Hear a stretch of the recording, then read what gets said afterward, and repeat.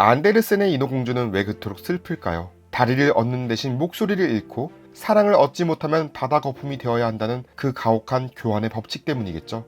매그너스 본 혼 감독의 바늘을 든 소녀를 보며 덴마크라는 나라가 품은 동화의 본질을 다시 생각했습니다. 안데르센의 나라답게 이 영화는 한편의 잔혹동화처럼 읽히죠. 하지만 인어공주와 달리 이 이야기는 상상이 아니라 1910년대 코펜하겐에서 실제로 일어난 일입니다. 그것이 더 무섭죠. 1919년 코펜하겐 군수 물품을 만드는 방직 공장에서 일하는 카롤리네는 전쟁에 참전한 남편의 생사조차 확인할 수 없는데요. 전사자 명단에 이름이 없으니 미망인 수당도 받을 수 없고 밀린 월세 때문에 다락방에서조차 쫓겨날 처지죠. 그런 카롤리네에게 공장 사장 예르겐이 다가옵니다. 백마탄 왕자처럼 보였던 이 남자와의 관계는 임신으로 이어지지만 사장 어머니의 냉혹한 반대 앞에서 약혼은 깨지죠. 설상가상으로 죽은 줄 알았던 남편 피터가 얼굴 반쪽이 뭉개진 채 돌아옵니다. 카롤리네는 공중 목욕탕에서 긴 바늘로 스스로 낙태를 시도하는데요. 영화의 제목이 가리키는 바로 그 바늘입니다. 그 순간 다그마르라는 중년 여성이 나타나 카롤리네를 구하죠. 사탕 가게를 운영하는 다그마르는 원치 않는 아이를 낳은 여성들을 도와 입양을 주선한다고 말합니다. 카롤리네는 아이를 낳자마자 다그마르를 찾아가지만 사탕 가게 문 너머에는 상상할 수 없는 어둠이 기다리고 있었죠.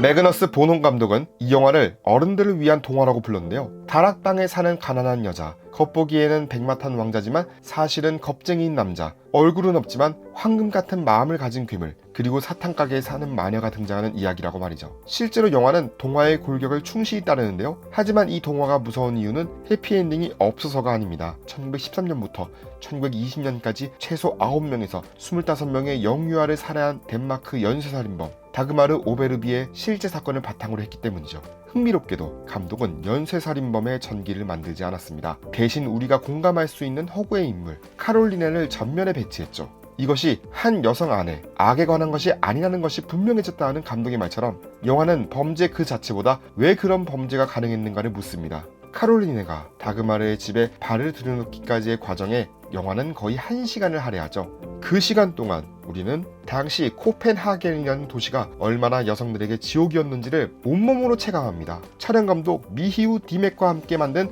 흑백 화면은 그 자체로 하나의 선언인데요.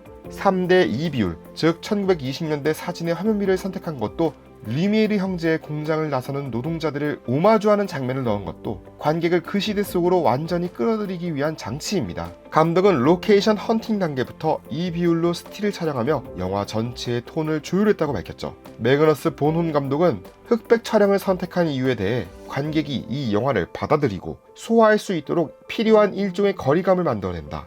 영화 초반에는 안전한 느낌을 주고 이야기로 더 깊이 들어가면 감정적인 이야기와 가까워지며 결국 이 영화가 과거에 설정되어 있다는 사실을 잊게 만든다라고 말했는데요. 실제로 영화가 보는 경험은 그의 말 그대로입니다. 처음엔 고전 영화를 보는 듯한 안전한 거리감이 있지만 어느 순간부터 그 거리는 사라지고 우리는 카롤리네의 어깨 너머에서 함께 숨을 죽이게 되죠.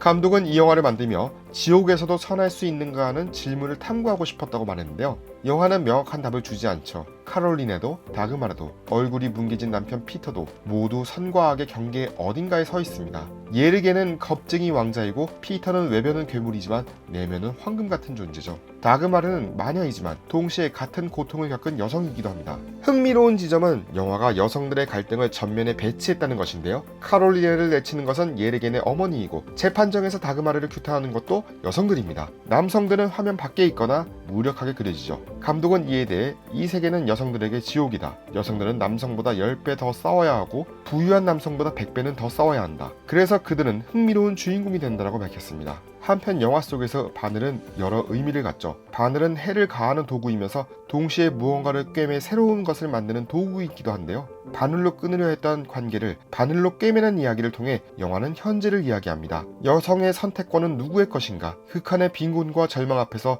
인간은 어디까지 추락하는가? 이 질문들은 100년이 지난 지금도 여전히 답을 기다리고 있습니다.